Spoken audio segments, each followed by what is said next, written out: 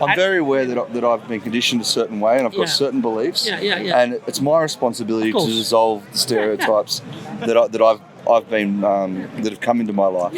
That's why I'm here. That's why I'm having the conversation.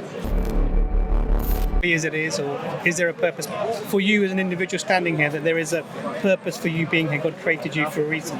Yeah, I believe that. Okay. Yeah. How are you going to determine as an individual what the purpose the Creator has for you? How are you going to go about determining what that is? Through learning. Okay. Where do you want us, mate? There we go. I'm all over it. And action.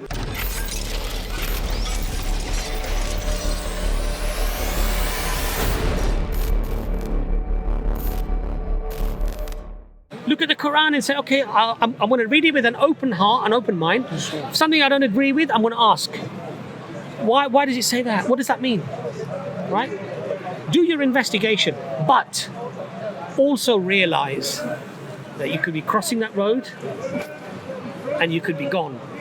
So give it a level of, let's say, importance, because eternal life is far more important than any possessions you or I own.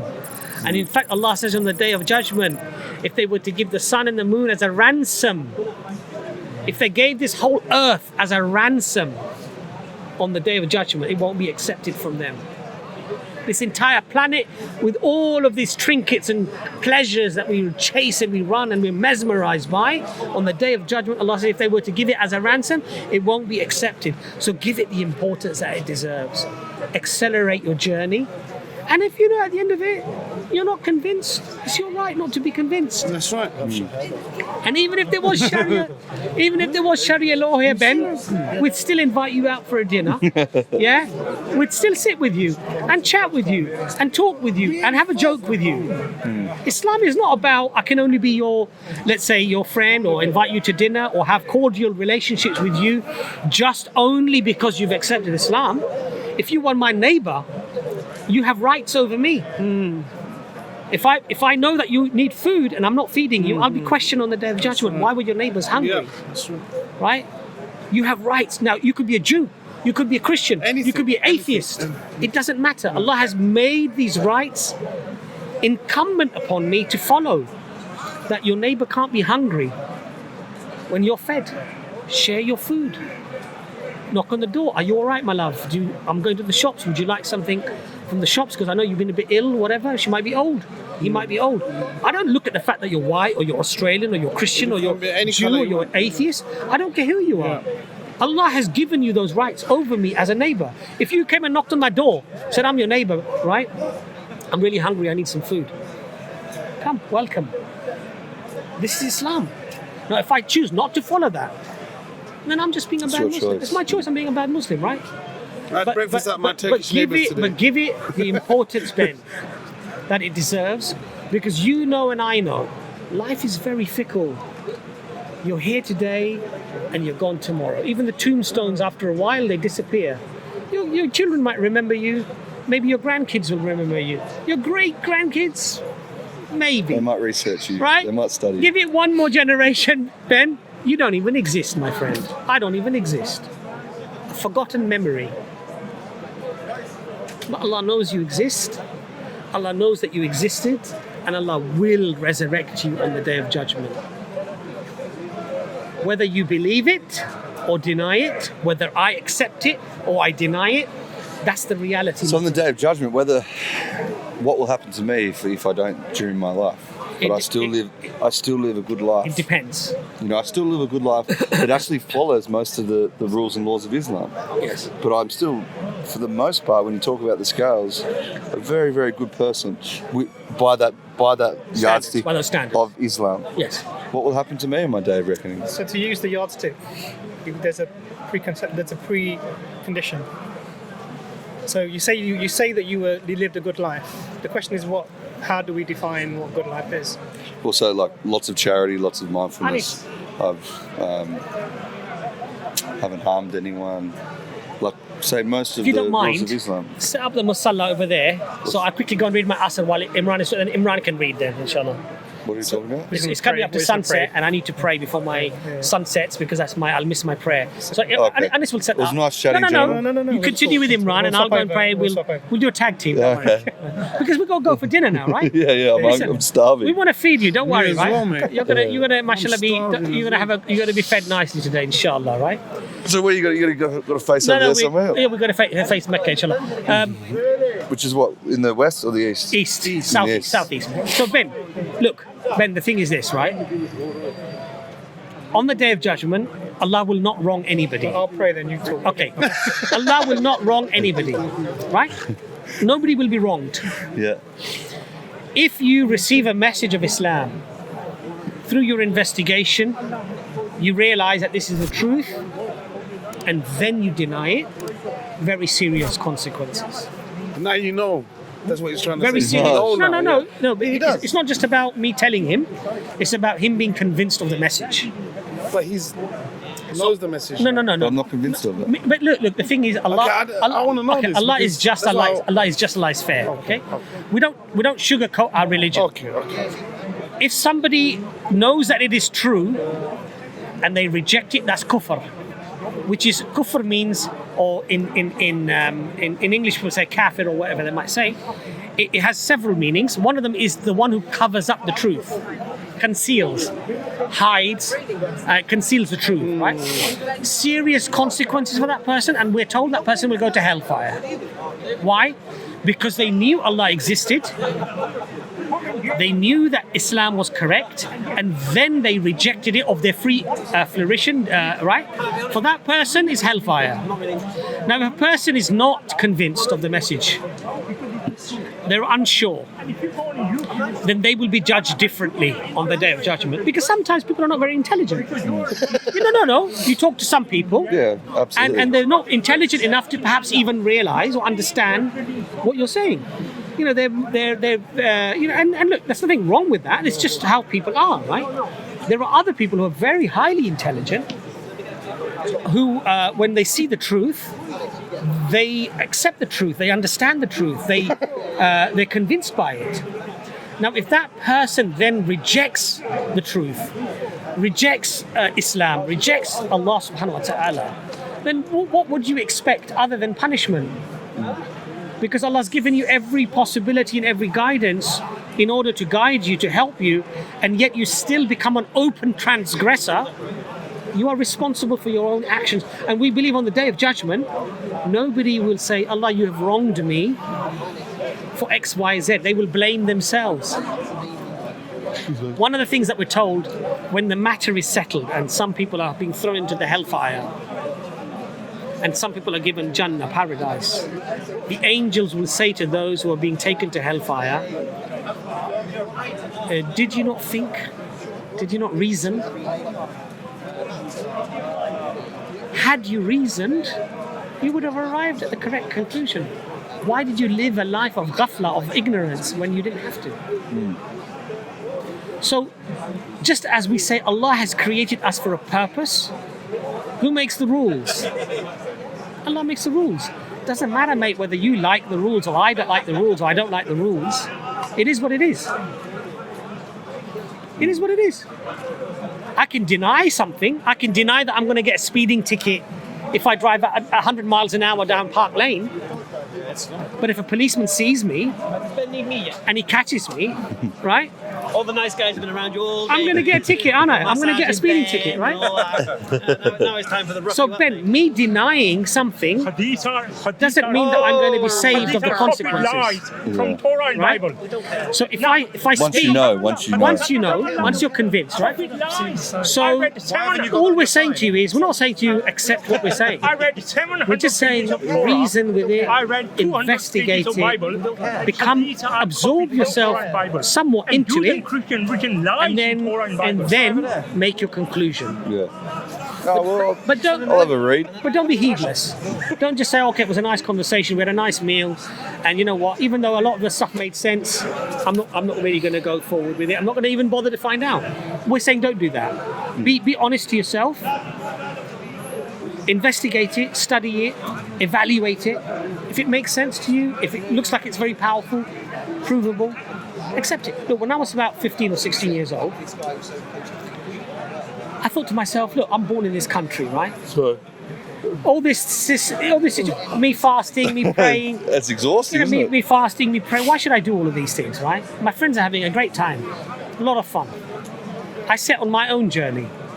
I said, if I can be convinced through reason, through rationality, through investigation, that this prophet who claimed to be a prophet was indeed a prophet of God, and that this Quran has very strong, good reasons to accept it being from God, then I'll remain a Muslim. Then I'll follow it. If not, I'll be an English lad. I'll be an English lad. At home, I'll be an Indian lad, a Muslim lad, and outside, I'll be an English lad. Who's going to know? Nobody's going to know. So, inshallah, that's all we're encouraging you to. Go and pray. The sun's falling quite rapidly. I'm going to just join him. Hello, my mate. Ben, what's happening, brother? it was a lovely discussion with you. It's been awesome. I think we've really had enjoyed quite it. a long discussion. Yeah, Probably about 2 hours or Really? maybe even longer. But we've both seemed to have enjoyed it. Look, I like talking to people who are open-minded, okay, and intelligent. These two things are really important, right? Because you can be very intelligent and close-minded. Absolutely. You can be very open-minded, but really unintelligent, so you can't have a conversation, right? Alhamdulillah, Allah has blessed you with both qualities. So it's nice to have that discussion. Yeah, it's a pleasure. I hope that you thought we were, we had a couple of brain cells kicking around as well. We weren't too dim. No, you right? had very intelligent conversations. And, that's what it's all about, right? But don't fall for this. Muslim parents are like this, or Islam does that, or wives are treated like this. No, I'm very aware a lot of that that is very Eurocentric. I'm very aware that I've been conditioned a certain way, and I've got certain beliefs. Yeah. And it's my responsibility to dissolve the stereotypes that I've been that have come into my life. Yeah. That's why I'm here. That's why I'm having the conversation. I'll dissolve whatever stereotypes I can through educating myself. And you know what? I'm not Muslim because I see how Muslims behave.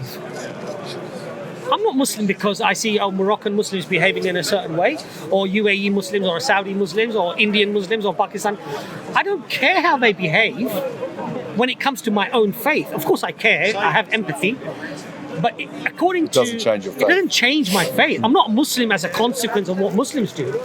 I'm a Muslim as a consequence of these teachings being so profound that, to be honest, I had to surrender. I had no choice. Because the evidence that I found had no other explanation for it other than it's from God Almighty. So upon that point, not to submit would have been... I'd be an idiot, quite frankly. I'm going to just join him. Ben? You're going to still come for dinner with us. I'm sure I'll enjoy our dinner even more. Inshallah, you will do.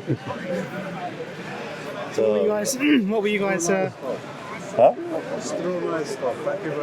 What did you say? Nice talk. Nice talk. Oh, thank you, my friend. Pardon? I like it very much. Thank you, my friend. It's a genuine debate. Yeah, it's what this place is meant for. Absolutely. It's the intent of Speaker's Corner. I'm not here screaming your views that can't be changed or No, you're right. trying to force something upon someone else. Like intelligent reasoning. So for you, you said a few things that I found interesting.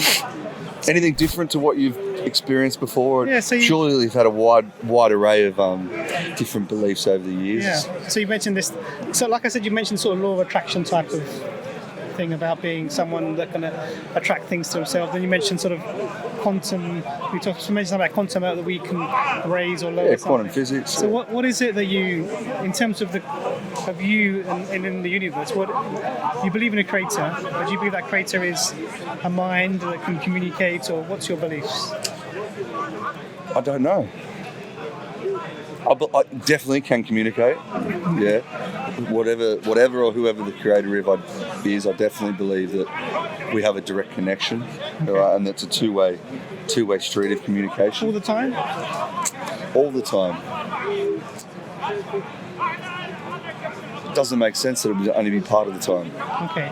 And anyone, can we communicate directly to the creator? Two-way. Yes. Also, any human can communicate with any other human, non-verbally, other side of the planet, through energy, I believe. And how did you arrive at that understanding? So this is almost like a quantum entanglement type of... Yeah, Okay. I believe in quantum entanglement.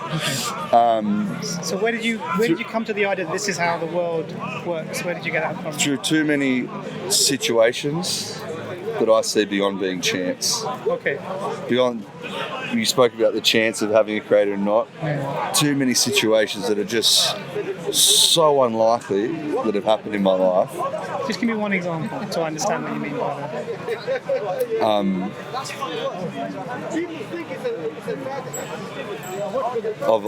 Of where something's happened That made you think that this universe is purposeful. This couldn't have been just a one-off event or something. yeah, it's like when I've thought about somebody on the other side of the planet that I might not have seen in 10 years, right? The thought of them comes into my mind where I've not seen or heard of them for 10 years, and I see them within 5 minutes. Yeah, happened to me as well. Right, that is so far from chance, and we have these little thoughts that might be from our childhood, from another part in our life, from many years ago, or a thought that is just a thought that you don't have very often, and then that's linked to something that happens in your world very soon after. For me, that just blows my mind. Blows my mind as well. I think, and I agree with you on that. There is this amazing lack of coincidence. The things that happen that can't just be coincidence that we see throughout, and that goes beyond even the fact that we're here. Bas was talking about the numbers of how the universe had to be for us to be here. If you crunch those numbers, it's virtually impossible they could have been here without some intervention. So you said it's not by chance. So that means there's something purposefully made this universe, right? Do you agree with that or you don't? Something purposely made this universe. Yes. Okay. Yes. And with making something purposefully, there is purpose in making it, or do you think the universe was made and just sort of abandoned to be as it is, or is there a purpose for you as an individual standing here, that there is a purpose for you being here? God created you for a reason. Yeah, I believe that. Okay. Yeah. How are you going to determine as an individual what the purpose that Creator has for you?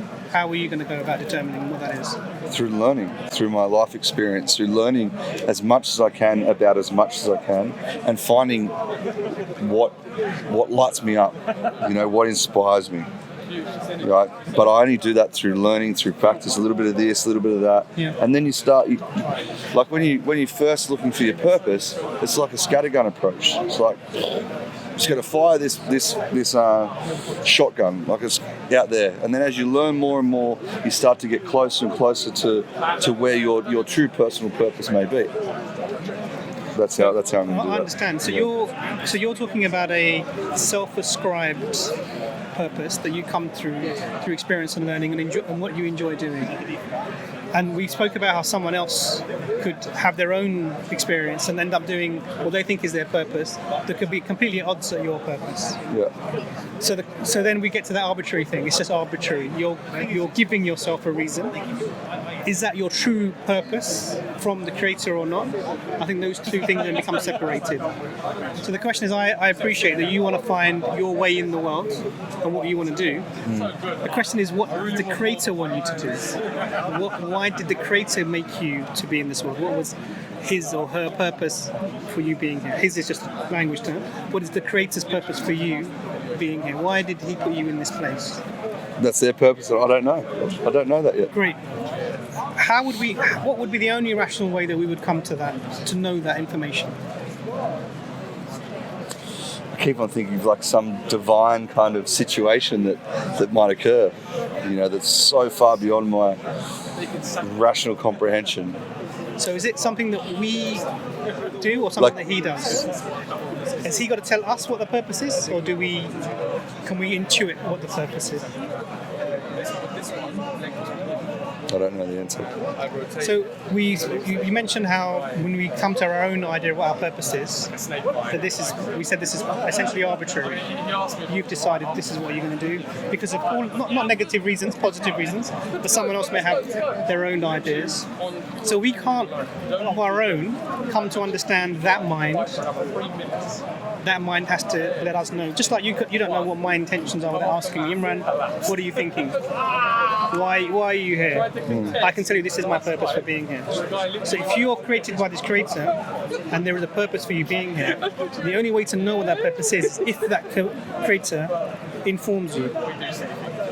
Ben, this is why I've made you. Otherwise, everything we're doing is then just guessing. We're having a good guess at it, being good, and we're working this stuff out by looking at lots of human experience. Yeah. But if you look at human experience, there have been people separated by language, time, culture, geography, who've said that this creator has communicated with us, and this is the message. And we have all these religions around the world. So we have this human experience of people who are separate, who come with what they say is a message from this creator. And this would be a rational way where that communication could come. Do you think that's reasonable or unreasonable? What would be one way? So the creator informs people who then tell us what he intends. Yeah, that's a rational way. It's what the Christians believe, it's what the Jews believe, it's what Muslims believe. Virtually every civilization believes it came through a human. There were some individuals who were given a message that they then passed on to others. But is that not the human condition by our evolution to believe in that? Because we're conscious of self and we're conscious that we're going to die. So we create a belief that there's something beyond death. So that's become the human condition. Because if you see, the question really is that having an idea of there being an afterlife, why does that make you feel better or worse? Because it's not a full stop on life. Yeah. If I go out there and get hit by a bus and it's all over, well, it's not all over. It makes me live day to day thinking, hang on a second, whatever happens, it's going to be okay. There's more. There's more beyond this life. And it feels better. Like it feels better to believe in something beyond this life. So what you're saying is that belief could be false, or it could that belief could be false. What have we got? Oh, thank you. That belief could be false, or it could be true, right? Yeah. How would you come to the conclusion of it being either one? Well, if I died and there was a life beyond this, or it would absolutely be true. Or in this world, how would you arrive at which conclusion has more... I don't know the mechanism to utter and complete belief. I don't know my mechanism or journey towards that. So Imran is suggesting to you a logical way perhaps of arriving at the correct conclusion, which is that, okay, if this creator exists and you admitted he's created me with purpose, okay, then the only rational way of you knowing what that purpose is if that creator communicates in some way with you. Not the only way, but one of the ways. I don't know what the others may be. I would say that was the most intuitive or most... Yeah, definitely the most intuitive way. Okay, yeah. And so that's where your journey begins, is to verify whether that's happened at all or not. And how do you verify it? Well, if you study the Quran, for example, and I give you the reasons as to why it could not happen any other way, and you're convinced of that fact, and you might think that's a far-fetched claim, but believe you me, that's exactly where I was when I was 15 to where I am today. Good, solid, rational reasons to believe that it could not have come from anything other than my creator. So now I know. So my journey in terms of finding that communication is over, because I've come to that conclusion. Now you might ask me, what are those things? Yes. What? Just a book. Then if I gave you all the facets, all the different reasons, and you said, you know what? Wow, I never knew that this this all exists or could even be possible, right? It would give you more reasons to believe that this is the communication that Abbas and Imran is telling me about. So then with that book, you've got all these reasons that make logical sense for a creator. Yeah? Everything in that book just makes logical sense towards being a creator. Say there was another book that was created that had all the reasons that make logical sense against the creator. You'd still believe that to be true because it logically makes sense. But you're talking about something which is true.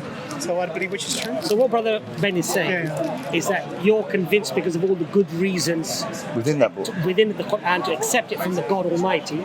If you found another book with a strong argument against the belief of God, you would still end up believing in the Quran. I see. But the point is not logical, and I'll explain to you why. Because that book doesn't exist. No, that's the first thing, right? That's the first thing. I'm going to let you off the hook. First of all, that doesn't exist. Today's a prime example, Ben, that whatever you question us about, Islam has a beautiful answer for. You two have a beautiful answer. No, we're not. Where are we getting our answers from? Where are we getting our answers from, Ben? To a lifetime of study. Of Islam. Right? Now, A, the book doesn't exist, and B, if I verify that the reasons why I accept this is what Allah says in the Quran, do they not ponder on the Quran? If it had come from anyone other than the Lord, surely you would have found much contradiction, much error in it. Because it makes prophecies, it makes claims, it talks about things that Muhammad was not, sallallahu alaihi wasallam, was never aware of, could never been aware of. The hadith makes many predictions. You only need to get it wrong once, Ben. If you make loads of predictions, you get it wrong once. But the challenge for me as a non-Arab speaking person is I'll never know what's lost in translation. I don't speak Arabic. Yeah, so you will never know what's been lost in translation. But I have a choice. But I can go and learn Arabic. You could. So you're right. If you're not a native Arab speaker, you will never ever know the true intent of that Arab verse or phrase. And so for a non-Arab speaking person, this is one of the biggest challenges from my mind. No, you're right. You're going to give me this book here, which is the new interpretation of the Quran, and it's been written recently, and it's been written by people that know what's actually happened. And I don't know what in there is exactly to the word of the original Quran, whatever that might be. Whoever knows what it is. Well, we do know, because we have earliest complete copies dating back to the 1st century. What, 100 AD? 100 years, so that would be 700 AD, right? Topkapi Museum, Tashkent, copy of the Quran. These are complete copies, all 99%, 75, 80%. The Cairo edition is, I think, 99% complete. But we have another phenomenon. It's going to blow your mind. I'd love to hear it. Right? We don't need the written Quran as preservation. Because you believe that you've remembered it. Is that what you're saying? Not believe. We have 11 million people. I have some in my own family and friends. Imran has family and friends. Complete memorization of the entire Quran, over 600 pages. Now this is going to blow you away. This is one of the miracles of the Quran, by the way. Allah says in the Quran, we have made it easy for you to remember. There are children as young as 4 and 5 who not only memorize the entire Quran, but guess what? They don't speak Arabic. They don't understand a word. 11 million. In our mosques, in the month of Ramadan, when the Imam is reading the Quran loud, trust me on this. I challenge you, go on YouTube, do whatever you need to do. Talk to Muslims in Australia. If he makes a mistake, how do the people know? Even children will correct him. It's not they'll correct him. In the when he's reading the Quran. Yeah. I'm talking about certain letters in the Quran we stretch for 4 seconds, 3 seconds. These are rules of tajweed. Recitation. Sometimes a pronunciation might be ayn from the back of the throat. The same can be from the front of the mouth, which is just a If I read instead of somebody will correct me. That's the level of precision. Now, how does a 5-year-old, a 6-year-old, a 7-year-old memorize an entire book of 600 pages? And even if they make a mistake of a vowel, can get corrected by other people in the congregation. Through indoctrination. Well, now if you say indoctrination, what other scripture, has anyone done it in the Bible? Are they less indoctrinated than the Muslims? No, of course they're indoctrinated. Has anyone memorized? There's a bad connotation of indoctrination. Has anybody memorized the whole Bible? Yeah, absolutely. Of course people Not have. one. Oh, come on. The Guinness Book of World Records. I saw the Guinness Book. Come on. I don't believe that point. I don't believe that point. Ben, go and check it yourself. There was So you're saying a human couldn't remember the whole Bible if they wanted to? I'm saying no. Or are you saying it hasn't been done? I'm saying a human being. Because in Islam, it's obviously very desirable to know the whole Quran. When we say impossible. In Islam, it's very desirable to do that. In Catholicism and any other Christian belief, it's not desirable to know the whole. There's a reason for that as well. So the Quran it was an oral transmission initially. So the Prophet was illiterate. So imagine, you have to understand that he brought a text that he said that was given to him by the Creator. He brought a what? A text, a written revelation. But it was given to him orally because he couldn't read or write. He was illiterate. He was known in his society. They raised him. This is that he was illiterate. He couldn't read and write. He was given words that he brought to the people, and they were unparalleled in it. Like they had never heard these types of words before. The way that this was being used and put together, and the structure, literally the structure in the way that the words were connected. The grammatical rules and constructs. It was like the same letters in the same words. But the Arabs were convinced that these are not the words of Muhammad. They knew he couldn't have done this. And if the 5 of the greatest linguists in terms of poetry of Arab history were alive at the time of the Prophet peace upon him, they were there. Some of these people tried to even check to see what this was that he was bringing. And then after some great deliberation, because some of the pagans said, "Look, go and see what he's doing. He's bringing these words. I don't know where he's getting them from. Go and check and see." And he says, "Well, I'm one of the greatest poets, so I'll go and see what he's doing." And he heard the words. He came back to the people and he said, "Look, let me think about this." So he went away for 2 days, and then they, tell us what you think. No, it's deeper than that. It's because when he goes back, Allah already reveals in the Quran that he's frowning and he's pacing to think about how he's going to tackle this question.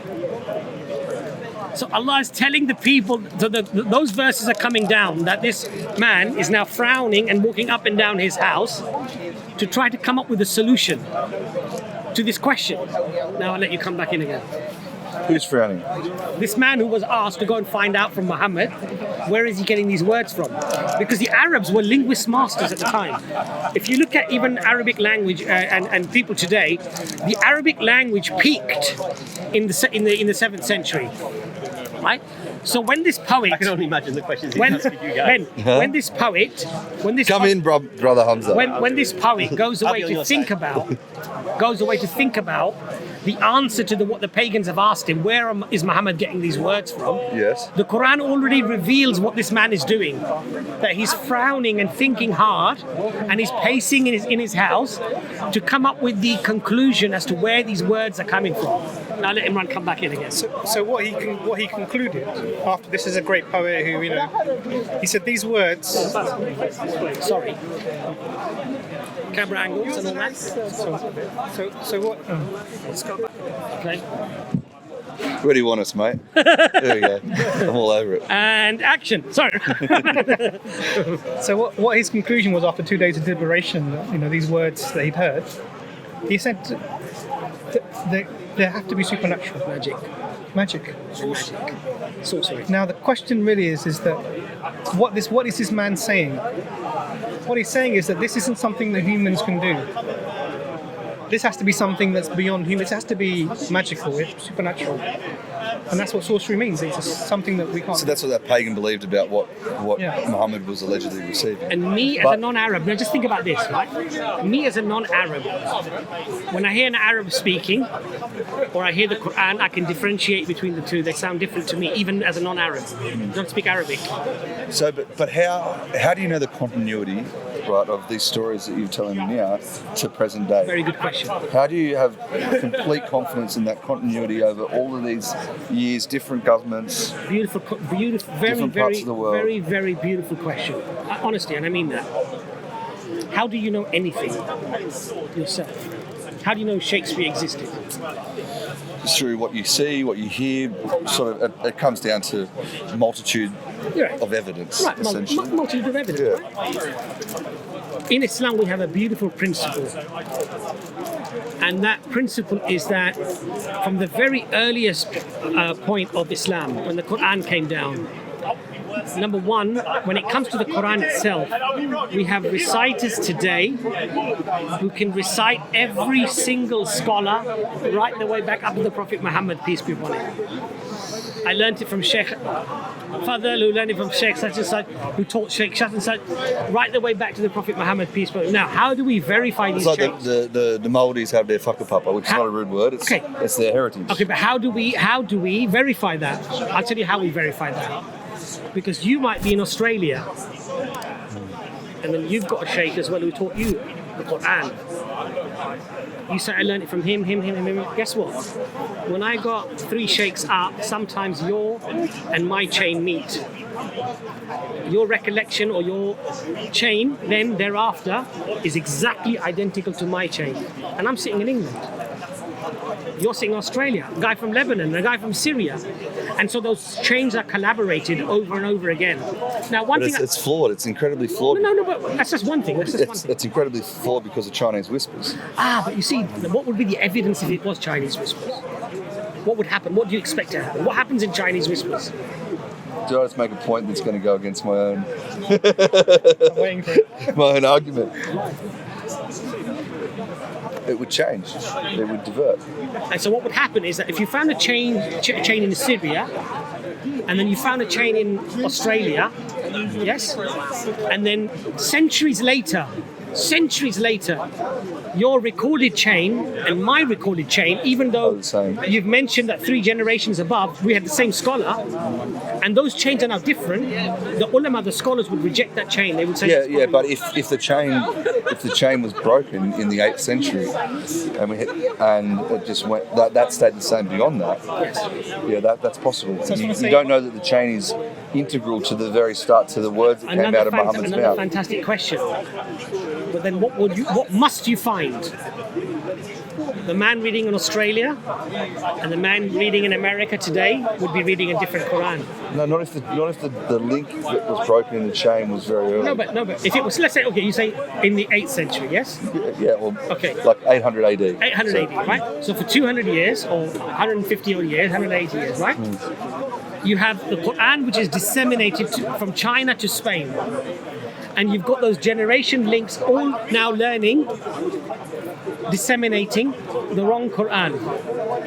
Yes? Or with changes in it. Right, with changes in it. But this guy here, for example, in Jordan, he got the Quran from a different chain. Are there not different beliefs around the Quran? Like Sunni, Shia, Alawite? Even the Shia accept that this is the Quran. So there's no difference amongst the different sects. Now, I just want to bring you back to the point of the Chinese whispers. Yeah? So why does the Chinese whispers cause the problem? What's the problem in the Chinese whispers? Well, the problem is the original message changes. But why does it change? What's the problem? What's the mechanism of the change? Through humans communicating. Not through the human communicators. So someone tells someone else. Someone hears something and then tells it differently to how they heard. So where does the mistake come in? In interpretation. Memory. No? The mistake comes from interpretation and how that interpretation is communicated. Right. So an individual. Either that, or the message that is received is incorrect. So either the individual can give the message incorrectly, the person can hear it incorrectly. You're both right. But why is that a problem? Specifically in Chinese whispers, that doesn't apply to the Quran. What's the difference? That it amplifies the further it goes. They would amplify in both if they were mistakes. But the question is, why does it not happen when it comes to the Quran? And it does happen in Chinese whispers. It's in the... Okay, Allah promises in the Quran itself that we'll be guarded from corruption. No, there's a specific mechanism. The Chinese whispers is secretive. I'm going to whisper in his ear, you're not hearing what I'm saying. Yes. So when it's publicly when communicated. he tells you, So Hundreds multiple of thousands people of people. can correct when a he mistake. tells you, there's no way for you to check what I said. When I'm how's the Quran taught? There'll be a seminary of 300 people. All 300 people. So now, if somebody did come and they recited something that was wrong, we'd say, "Oh, that's really nice, not Quran.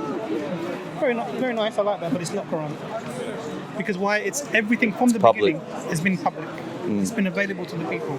I didn't think of that. That's a good point. Yeah, it's a great point. That's why Chinese I've whispers. learned something. See, I've learned something today.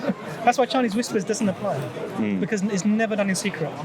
The people that compiled the Quran after the death of the Prophet, peace upon him, were the companions who received it. They all got together and agreed, this is what we received from the Prophet, and they put it together. Most of them were memorizers. And they knew it by heart. What they did was as a committee, as a community, they got together and they put it into text form. They put into what, sir? Text form.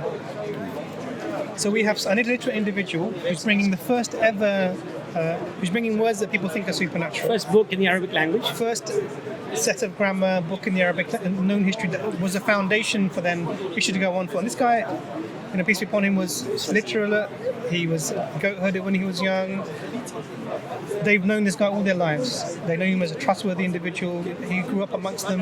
In fact, the first thing the Prophet, peace be upon him, says when he's first given the message to go and proclaim is, he said, "Look, if I told you that there was an army behind this mountain coming to attack me, what would you do?" Because they said, "We would ready our forces because we know you." And he says, "Well, I warn you of a dire consequence of the hereafter." And then they didn't like this. They rejected it. Message. So they said, "We know you're truthful." But they rejected this message, and there were many reasons for it. So some of the tribes, they said, "Look, we're a great lineage. You're a great lineage. We have poets in our family, and you're bringing this stuff that we don't know. And now you're claiming to be a prophet. We want a prophet in our line as well." It was a lot of rivalry, and Or we won't go these against things. our forefathers. And this Many was of the them thing. said that we are Arabs, we are pagans. We worship multiple gods. Are you saying this was Abu Lahab, the guy that I told you about after 8 years, who died in disbelief? He said, are you going to, when his uncle was dying and the Prophet was just whispering in his ear to accept Islam, he said, are you gonna go back on what your forefathers would do? So don't follow your forefathers thinking that just because my community did this or my people have always done this, that somehow I've got to accept this. Think for yourself. The first book in the Arabic language, known by hundreds of people in Mecca to be illiterate. Throughout his life, they knew he could not read or write. Never ever did any poetry. Okay? The best poets of the time, even the ones that denied Islam, said that he's a Sayyid. He's a That all sounds very good, but how do you know it's not a story? The other intelligent people got together and created it. I understand what you're saying. So you know what you're saying? Think about what you're saying. You're saying that you're agreeing that the Quran, you're saying that people created the story of the Prophet Muhammad, peace upon him. I'm not saying that. I'm saying it's a possibility. I'm not saying that's what happened. You see, the problem is examine that possibility. Examine it. But also, Ben, the problem is this, yes, that I still have the Quran today. I think it's a miracle. Why do I think it's a miracle? If you study a book by Professor Raymond Farron, he was an American guy who decided to study the way that the Quran was constructed. His PhD was in Arabic poetry. Arabic poetry, right? So he's the qualified guy. He's the guy you go to. During his studies, he accepted Islam. Why did he accept Islam? Because he said the Quran has, in literature we find these patterns. Parallelism, we find concentrism and chiasm. These are just different patterns or structures of how things work. So for example, if I have a story and I say the tree is green, and in the middle of the story there's something that ties in to the tree. Right at the end, there's something that ties into the tree, and within the text, you find many other concentric patterns. The question that you would have to ask yourself is: either he's done this deliberately to try to convince the people, or it's happened by chance. Now, what Professor Raymond Farron said, both of these are absurd because the Quran was revealed over 23 years. It was an oral tradition. It was revealed revealed not in an order. So Quran wasn't revealed from verse 1, chapter 1 to verse 114. It wasn't revealed like that. So there were some verses that were revealed of chapter 2, and then there might be no verses revealed for another 2 years. So it was a responsive revelation. So what that meant was Consequential when the situation events. arose, the people would ask the Prophet, what does this mean? What do we do? And then the revelation comes, the Prophet would recite something. And then those were not in order. There was like, this piece was from over there and this piece was over, and they were, the Prophet said later that this bit belongs here, and it formed a cohesive narrative. And within that you find these patterns. Now, you can't, over 23 years you see this sort of stuff, piecemeal revelations in different places that then comes together to form this really well-balanced, really phenomenally structured book. And the way that it's structured, the Arabs can't explain. So he was convinced that this could not be in any human capacity, even if it was all revealed and written at once, because it's not the fact that the patterns exist, it's the sheer complexity of the patterns. You have concentric patterns within concentric patterns within concentric patterns.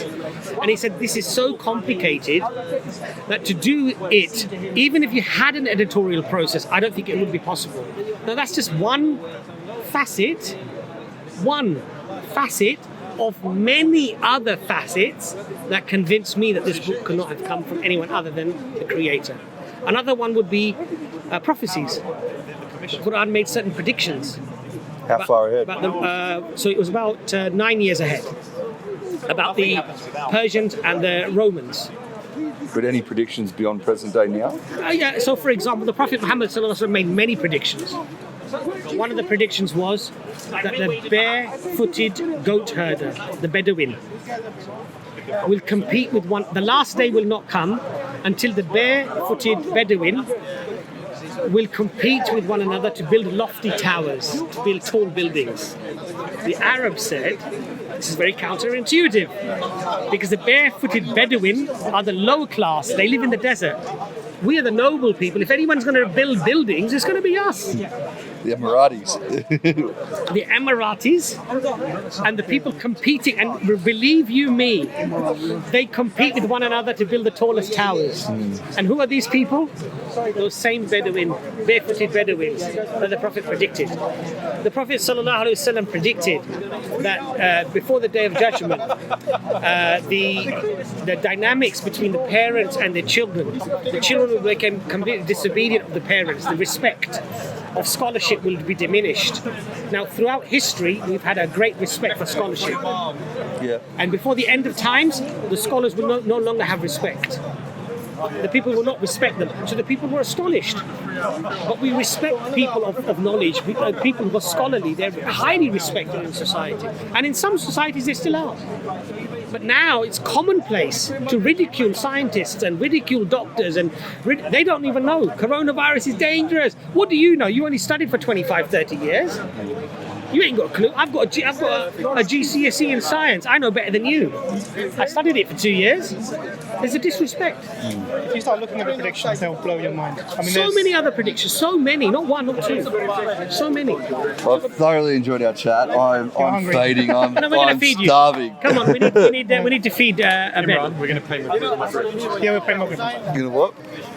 You're doing it here, or We're going to go out. Ben, you know what? Outside. The other thing is, you're ginger. He's coming as well. yeah. So that's a prerequisite. Well, he's not ginger. Jordan's not ginger. Oh, prerequisite for You got to get ginger. You're halfway there, my friend. You need to start dyeing your hair, Jordan. You need to start dyeing your hair a bit. Listen, I think he is ginger. He just dyes it. he came down just like you came down a couple of years ago. With a lovely conversation. I recognise some of the questions you're asking as well. We took him to dinner. Right? We took him to dinner. That's what we're going to do. I think within a couple of weeks, It was a great curry. that was a curry, didn't it? It was a curry. Curry always does it. Do you like curry, by the way? Or do you prefer something else?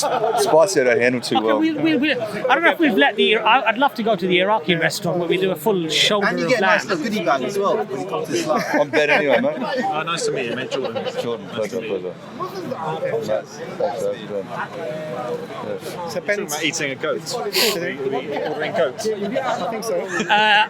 Hashim, where are we going to go to eat today? Assalamu alaikum. Wa alaikum assalam wa rahmatullah. Mashallah, we Sorry, finally meet I after asked you your the 3-hour marathon. I asked you the important question. I asked you the important question first. Where are we going to eat? Yeah. Are you convinced? I pulled out the conversation before they did, though. I I'm think getting you'll be hungry. happy because what we've chosen is You're right. Hey, mate, Hashim. Ben. it's going to be Hashim, right up it's a your pleasure. street, I think. Very bland but very tasty. Bland. Well, it's not spicy, is it? Well, it's not the Asian kind of Yeah, spice. he'll love that, and They do Jordan have will love spices in that. there. Jordan, that's right, Jordan Street. Just do a little sum up for It's the like Sunday roast. No, you please. No, you do. You do. Subhanallah. You started in the beginning, so just do it. Oh, you're doing it. Alhamdulillah, we had a fantastic discussion with Brother Ken. Inshallah, we're going to go out to dinner today now with Ben, and we're going to have a nice meal with him. Brothers and sisters that are Muslims, it's very important that we ground our beliefs in Islam and in the Quran, in the Prophet Muhammad, peace be upon him, with knowledge and with understanding. We're still on that journey. Of course, we make mistakes. When we make mistakes, may Allah forgive us. And whatever we get right is a blessing from Allah subhanahu wa ta'ala. And we're grateful to Allah subhanahu wa ta'ala for inspiring us and giving us that knowledge. But it's very, very important for us, inshallah, to learn about Allah, learn about the Prophet Muhammad, peace be upon him, and learn about the Quran and what the wondrous signs of the Quran are. Because Allah has placed those signs for a way to, inshallah, solidify and strengthen our iman and our belief in Allah subhanahu wa ta'ala. To the non-Muslims that are listening, we only managed to cover a very glimpse, a slither of the evidences that support Islam. Do frequent our channel EFDawah and come onto our live streams and ask us any questions that you would like to ask. And inshallah ta'ala, may Allah guide us all, keep us to the on the truth, and guide those that are still searching. What I would say to my non-Muslim friends is that life is very, very short, brothers and sisters. And after death, whether your consequence is a non-existence or an eternal life, these are very important questions.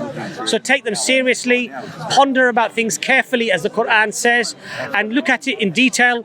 And if you are convinced, inshallah, accept Islam for your betterment of your life, and inshallah for a fantastic and a best opportunity, inshallah, to attain paradise and the pleasure of Allah in your afterlife. Assalamu alaikum wa rahmatullahi wa barakatuh.